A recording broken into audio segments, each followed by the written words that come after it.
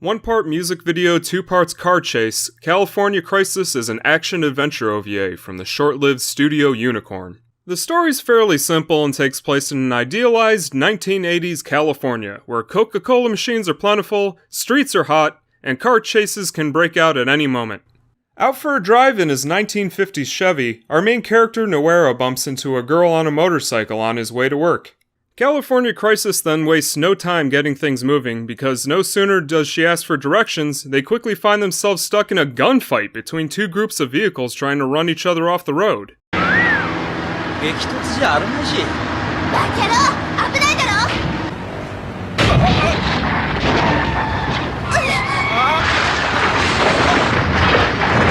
Narrowly escaping, our main characters then decide to drop by a roadside diner to sort of process what's just happened. And it seems in the confusion, Marcia has stolen a silver box from one of the trailers that they just escaped from.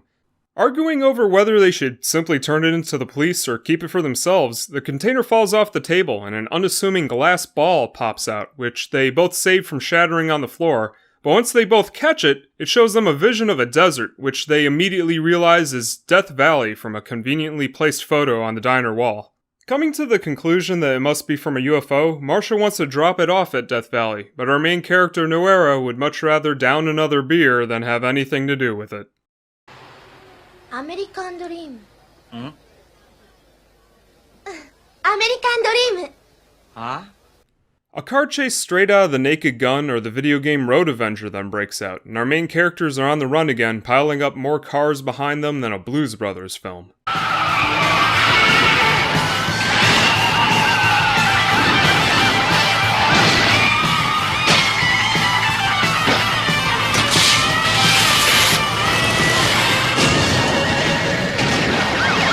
I can't help but feel bad for Noera. He's being chased by the KGB, the US government, his Chrysler gets junked, and the entire film he just looks like he wished he was back on his spaceship with the rest of the galactic heroes.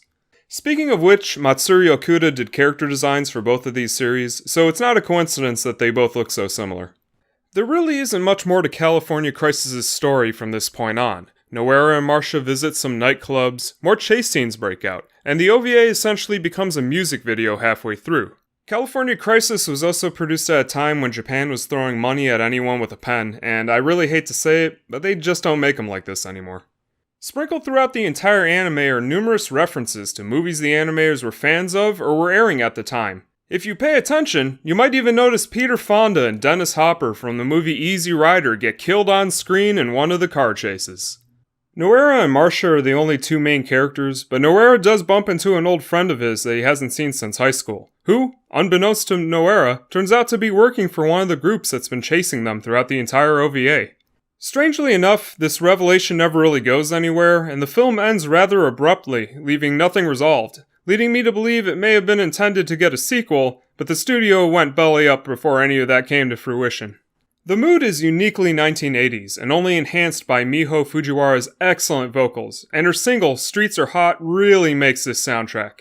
I must have listened to it about 100 times while making this review, and I didn't get tired of it even once. Not only do the visuals contrast well, but each scene also differs strikingly between chases and laid-back country roads. I actually enjoyed the slower-paced parts more than the chases, and I really wish that there were more of them.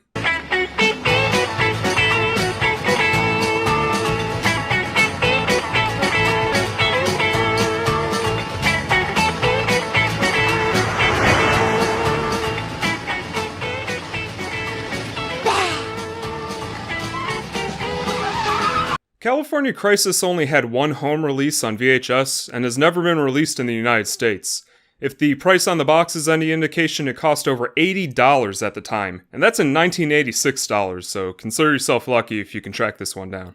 Overall, I really enjoyed this anime. The heavy shading and use of solid colors against heavily contrasted backgrounds is really unique, and it paints a period piece of 1980s California which I feel everybody can appreciate, but at a scant 45 minutes, it left me wanting more, and many people may find the ending to be a disappointment since it makes no attempts to really resolve any of the plot points. But not every anime needs a story, and California Crisis is more about the drive than the destination anyway, so kick back, drink some Coke, and give California Crisis a try. It's a fun ride.